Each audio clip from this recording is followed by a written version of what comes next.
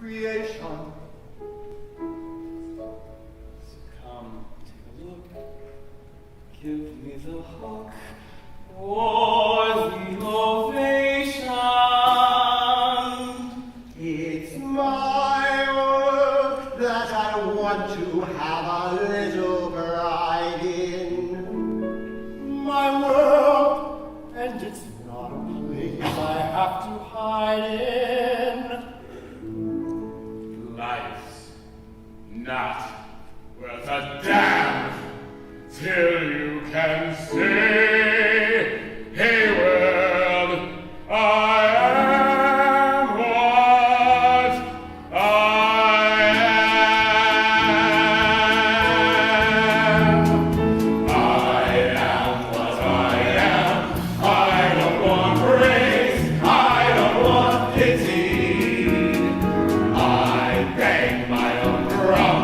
Some think it's noise. I think it's pretty. It's my song. And if you don't like the style, I bring it. My song. So it is respect my right to sing it. Oh, life is a sham till you can shout out that I am what I am.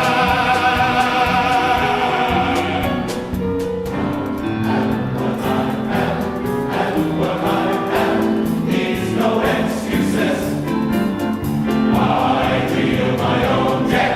Sometimes the ace, sometimes the deuces. It's one life, and there's no return and no deposit. One life, so it's time to open up your closet. Life's not worth a damn till you can say, hey world, I am what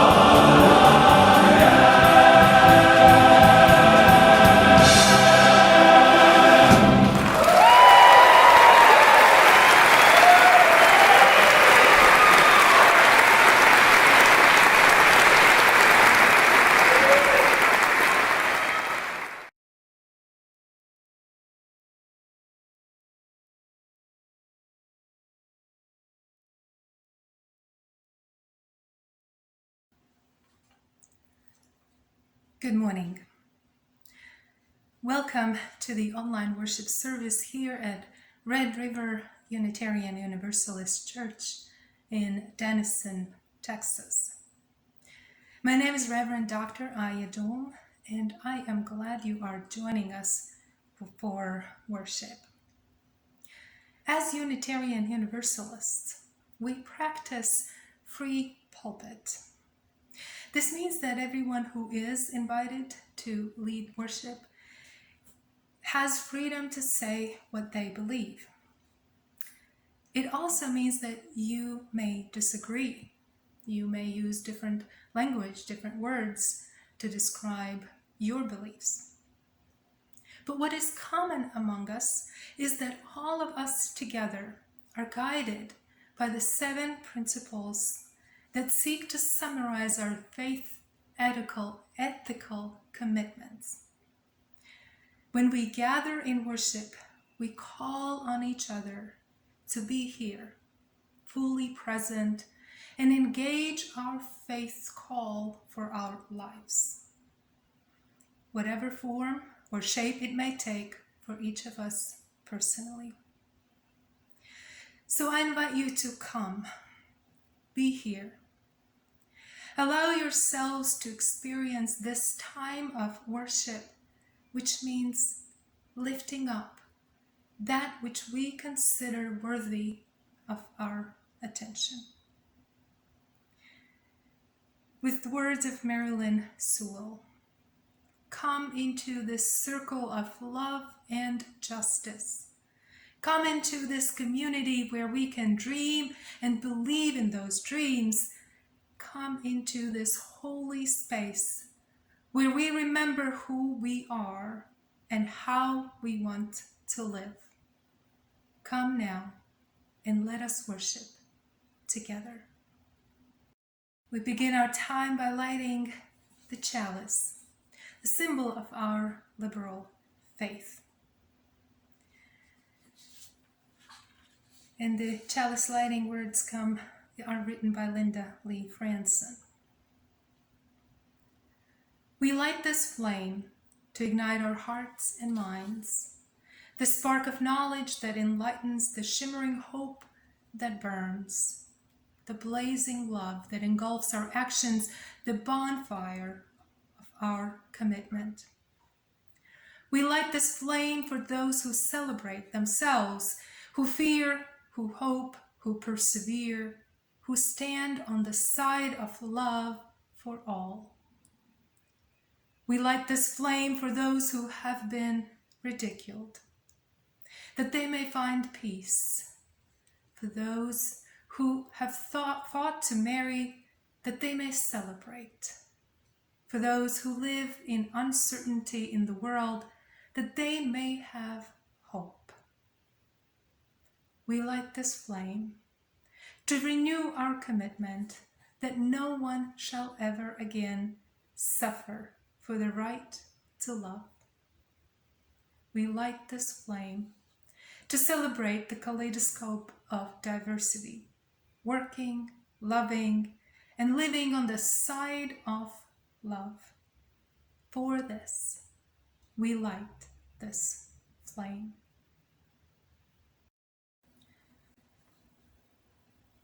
I invite us to ground ourselves in the covenant of this community.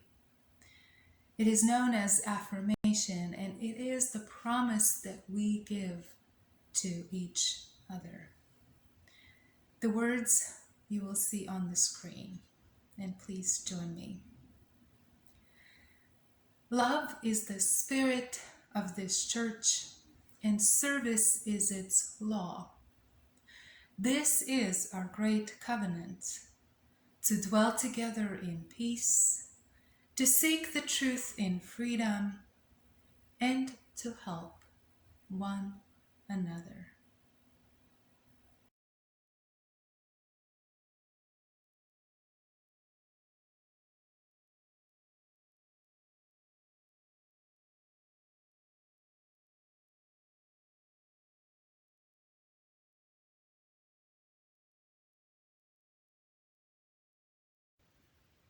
This faith by Heidi Cotton.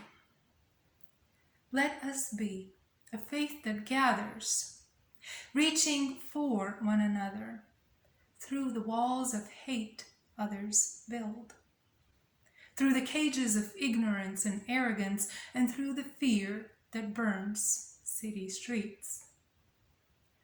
Let us be a faith that sees a vision of a better world, more compassionate, more just, more holy, and with more love. There is a faith that binds up the broken, cauterizes battle wounds with a balm of peace, sings louder and louder than the trumpets of war. Let us be that faith too. Let us be the ones who do not tread lightly in this world, but light it up with our love, who hold up the mirror of worth and dignity, who are the sanctuary others seek. But first, let us be a faith that worships together, here, this morning, in this space, at this moment. Let us be a faith. Please join me in singing our opening hymn, Love Will Guide Us.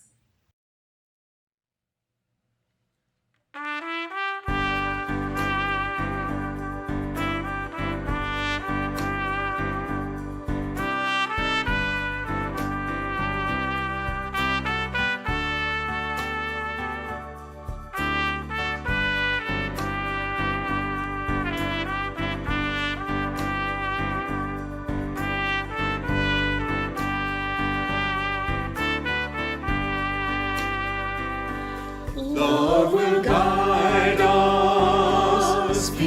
has tried us. Hope inside us will lead the way on the road from greed to giving. Love will guide us through the hard night.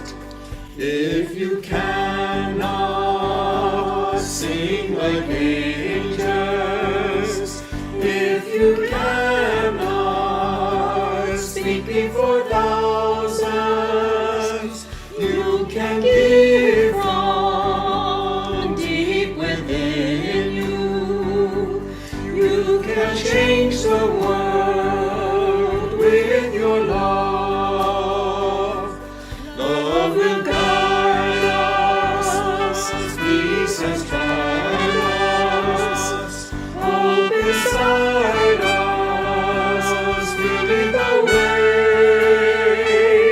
on the road from greed to giving. Love will guide us through the hard night.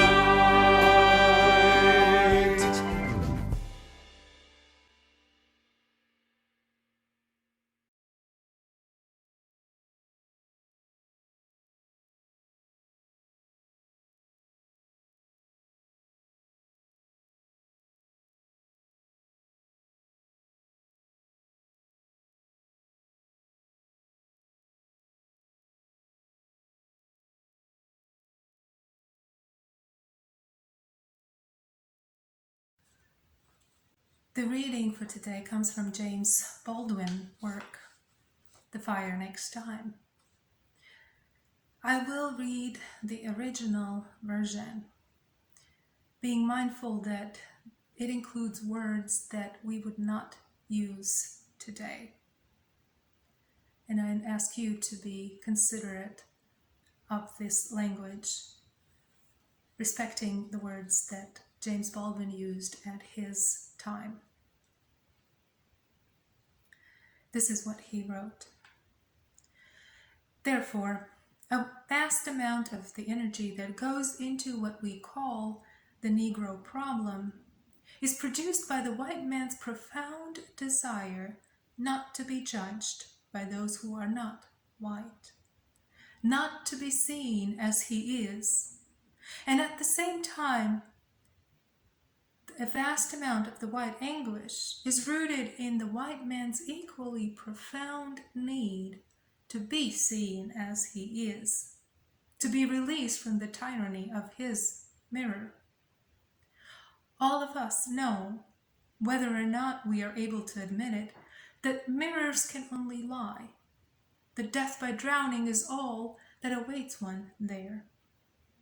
It is for this reason that love is so desperately sought and so cunningly avoided.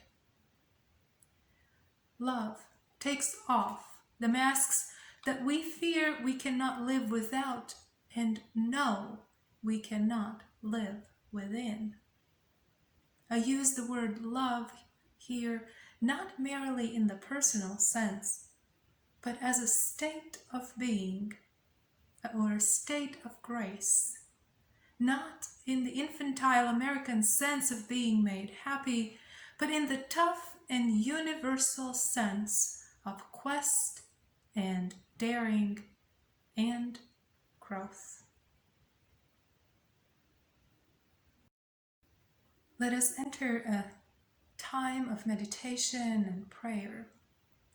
Let us open our hearts and still our minds. You may close your eyes if you wish, or just let them rest and breathe. Breathe with me.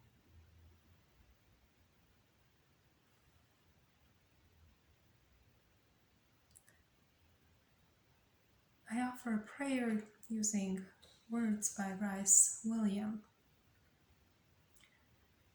Spirit of life, come to us to break down barriers, to widen horizons, to make us less judgmental. Help us to see the larger picture and the kinder conclusion. To love and let live, to embrace and forgive, to sustain and care.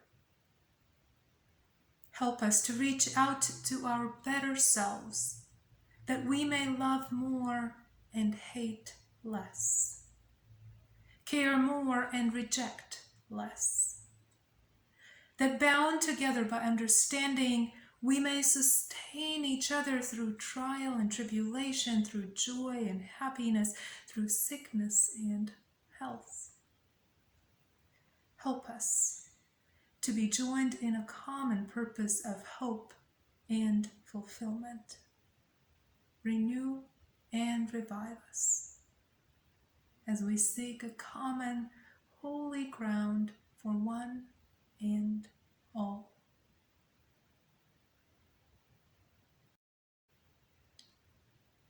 As we continue in the spirit of meditation, I invite you to listen to the next song, There Is a Love.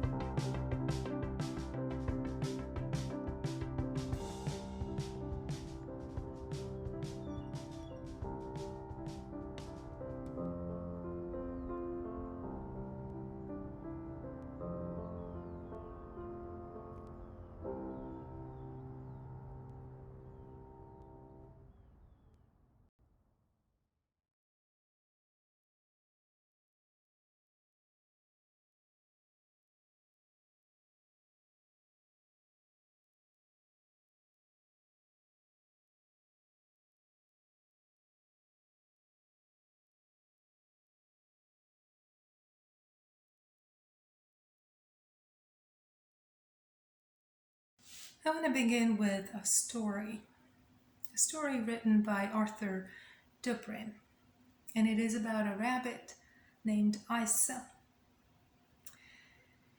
Aija lived in a lovely hutch in a farm country. On the other side of the fence lived Kobo, who unfortunately was not as well off as his neighbor, but it was good enough for Kobo. They both went to their fields to work. Isa's garden soil was very fertile and brought in great harvest. Unfortunately, Kobo's ground was not so fertile.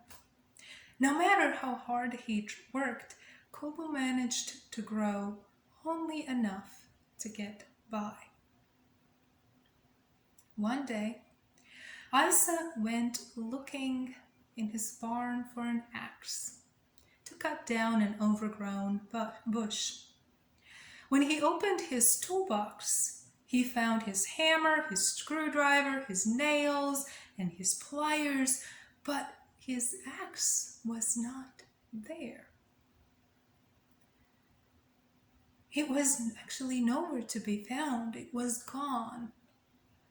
Isa thought for a second. I know where that axe is, he said. Since Isa had a suspicious nature, he was certain that Kobo had taken the axe. Of course, he had no proof of it, but nevertheless, he was certain that his neighbor was a thief. As Isa worked on his fields, he looked across and to spy on his neighbor. Whenever he saw Kobo, he became more convinced that he was right. That rabbit has a look of a thief, Isa muttered. He hops like a thief, he holds his head like a thief, and his hands. Hello, Isa, Kobo called him. Isa grumbled a reply and said to himself, he even talks like a thief. All summer long, Isa watched Kobo and grew angrier and angrier. The days grew shorter, winter came. Then the winter snow melted and it was spring, the season to work the field again. Isa took a shovel from his toolbox to till the soil. Still no axe, he muttered. While digging, Isa felt the blade of his shovel strike something hard. Bending over, he saw a bit of steel sticking up from the soil. It was his axe. Isa suddenly remembered that he had left the axe in the field the year before. He had rushed into his house when a terrible rainstorm struck. The storm must have buried his axe in the muddy soil. Hi, Isa, Kobo called from across the way. Isa looked at his neighbor and thought, my, how he has changed. It was a funny thing. Kobo no longer looked like a thief. Now Isa's neighbor appeared no different than any other rabbit. He hopped like a good rabbit, spoke decently too. Isa returned to his hutch, relieved to have such an honest neighbor. It is good to have honest neighbors. It is great to have good neighbors. I have good neighbors. They watch our house when we leave for a vacation or a family visit. I might be a weird one, but I do like to know my neighbors. When I first arrived in the United States, I stayed at another Latvian woman's house. And within the first month, I had met her neighbors. This woman lived in this house that her parents bought in the 50s. She had not gotten to know her neighbors until I arrived. But now, especially this pandemic year, her neighbors are the ones that have gone shopping for her, looked after her, and helped her. It is good to have good neighbors. Yet so often we carry biases about our neighbors. And not just neighbors, about people we meet. And these biases somehow make us think that the other is bad, just like Isa thought about Kobo. And everything we see about that person only reinforces what we already think. We judge our neighbor by the way they take care or do not take care of their lawn, whether they leave stuff around, how much stuff they leave around, whether they fix up their fence or clean out the overgrown bushes or care for their pets. We judge our neighbor based on the color of their skin or because of who they love or what clothes they wear. We judge them based on the language they use, particularly if they use such words as worship and God. And we're not willing to go deeper because we already have prejudged the other and closed off any deeper relationship to where we are no longer inclusive and welcoming.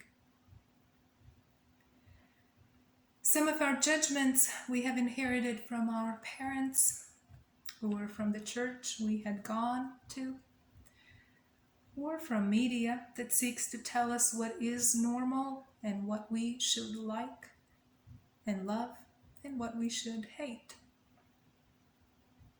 These judgments do not allow us to see our neighbor as good. Some of our own hurts may have made us fearful of the other, not allowing to see the other or ourselves as we are. Sometimes it is our own unmet need that prevents us to see how truly good our neighbor is. James Baldwin, in his biographical novel, The Fire Next Time, argues that religion too shapes and forms our judgments and sometimes moves us away from love. In this rather short essay, he discusses how religion, and the religion that he dearly loved, teaches us to love those who believe and to hate all the others.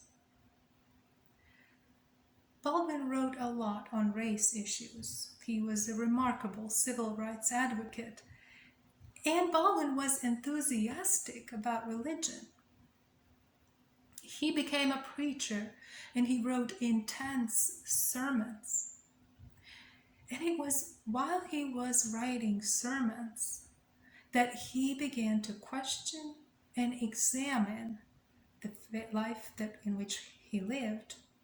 And he realized that even the church is corrupt, that the Bible was full of discrepancies, and that Christianity taught love, but it was a racist love.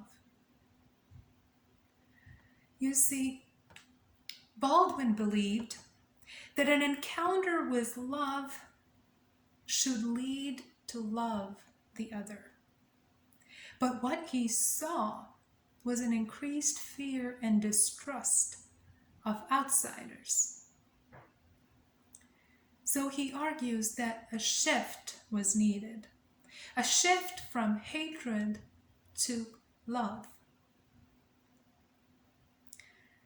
To love that allows us to see our neighbor fully and allow ourselves to take off the masks that we wear.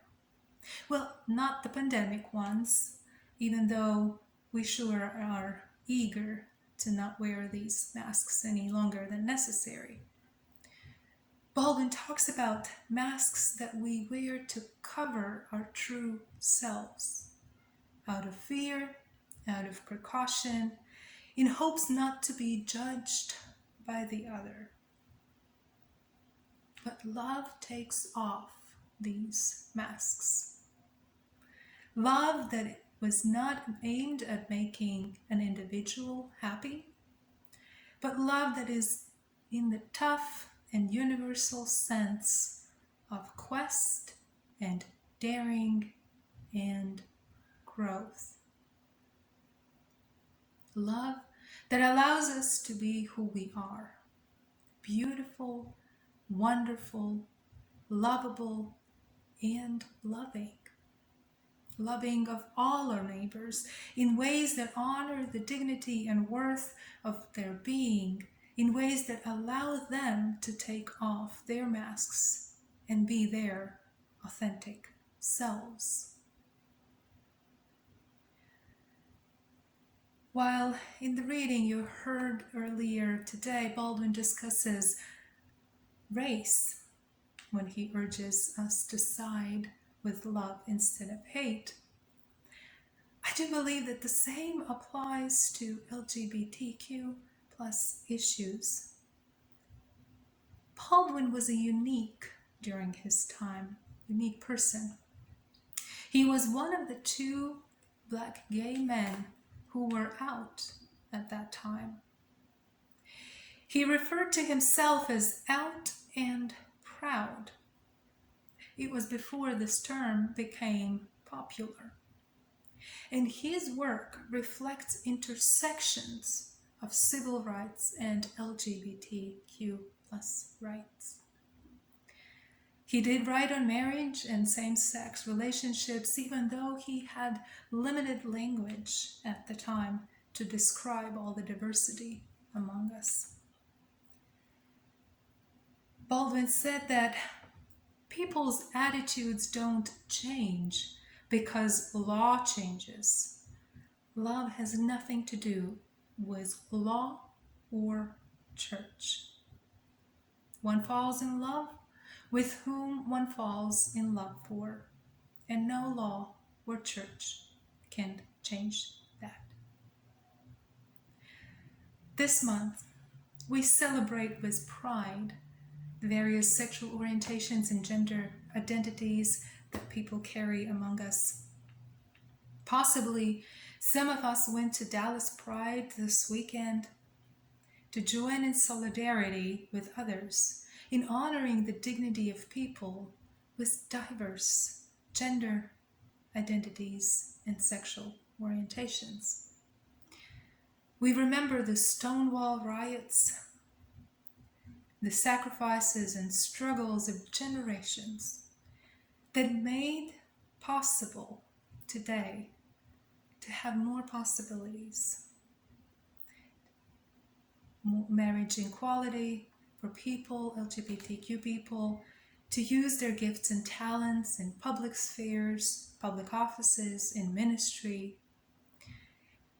And yet, we also know that the inequalities and struggles that LGBTQ communities continue to face have nothing to do with marriage equality.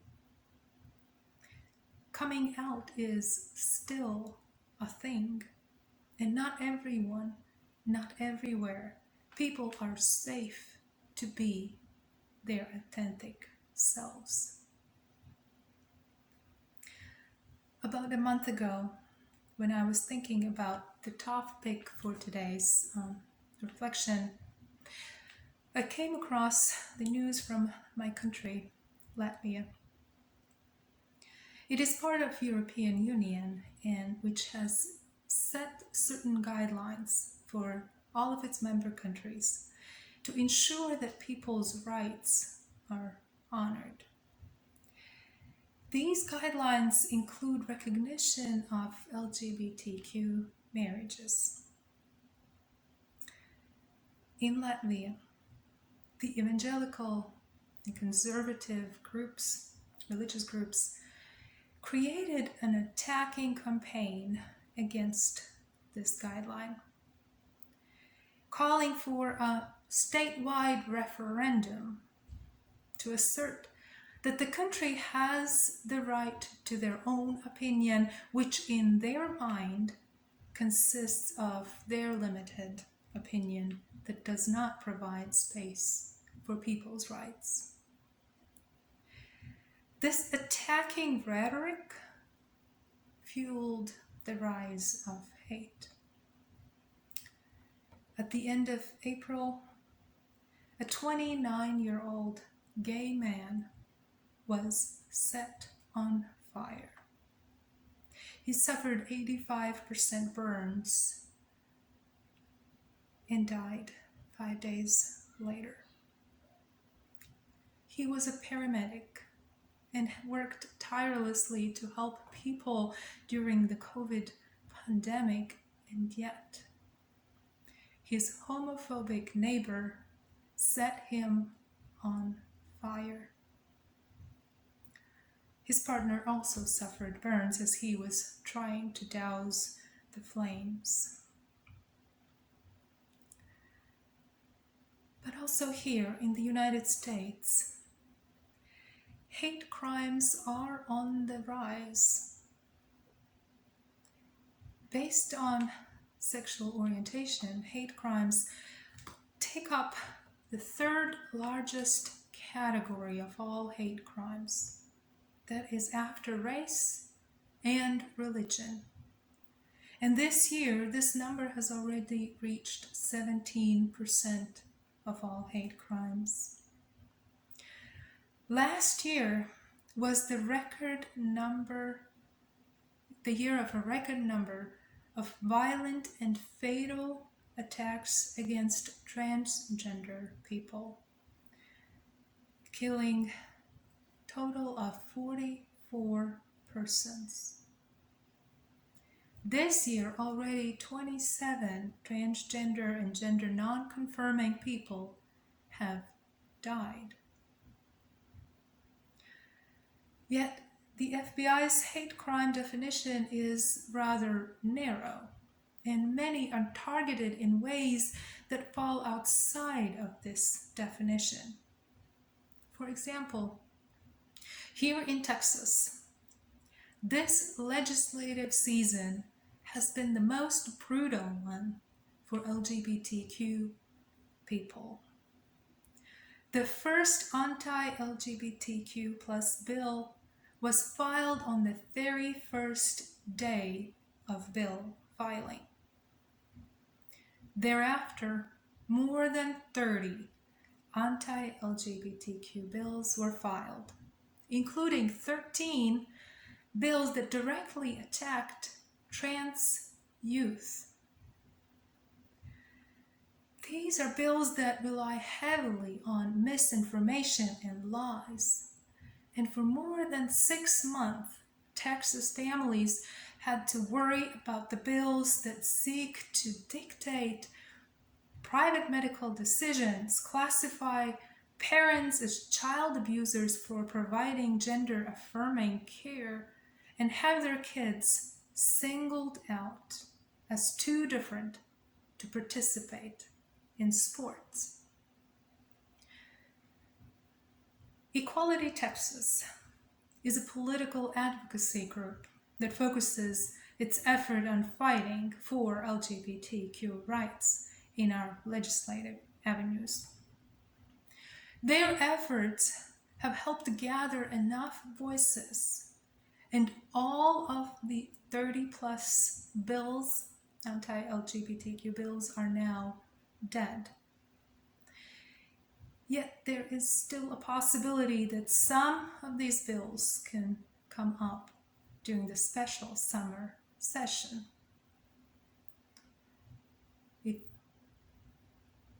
If you would like to follow and join this effort, please look up Equality of Texas, Equality Texas group. This group partnered with Texas Psychological Association to provide counseling for $1 throughout this legislative season. But we don't have to wait for these bills to pass to see the harm that they cause. Fear-mongering about the lives of trans people fuels bias and discrimination. Transgender, non-binary, gender non-conforming students are already at greater risk at school, and the threats from lawmakers have only made it worse. We do need a shift from hate to love. Our faith, our Unitarian Universalist faith, urges us to side with love, to spread love and not hate. What kind of love are you called to? When we examine our own religion and its call to love, if the UU church that you attend is teaching you to hate Christians and any religious language, then it is not teaching love. If the UU church is not helping you to work toward being anti-racist, then it is teaching a racist love. If the UU church you go to is not embracing people of diverse sexual orientations and diverse gender identities, then it is not a welcoming community.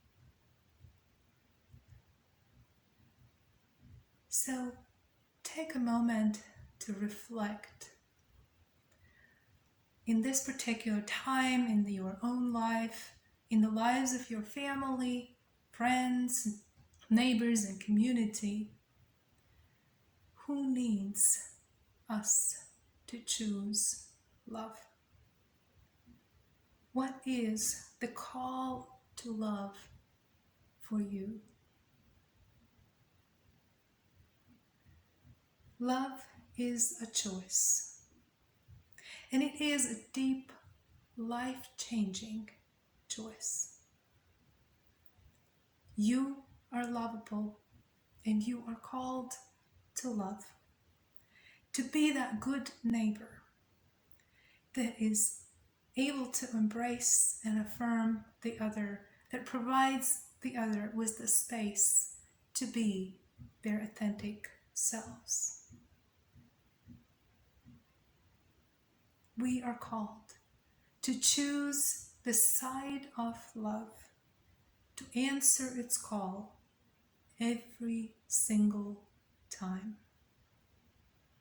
We are called to be good neighbors, and we would love to have good neighbors in our lives.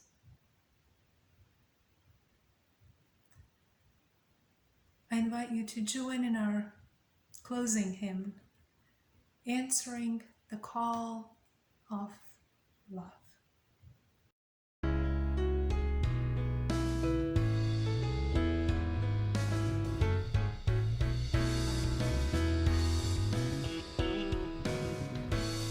The promise of the Spirit, faith, hope, and love abide. And so every soul is blessed and made whole. The truth in our hearts is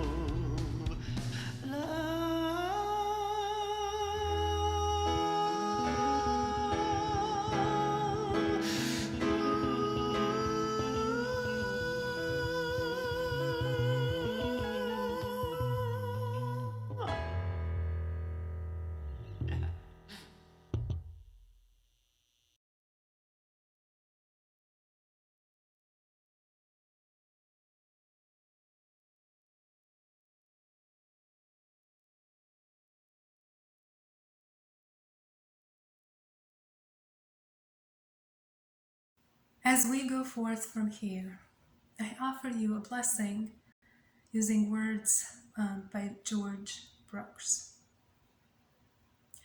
May the love that gives to life its beauty, the reverence that gives to life its sacredness, and the purposes that give to life its deep significance be strong within each of us and lead us into ever-deepening relationship with all of life. Amen.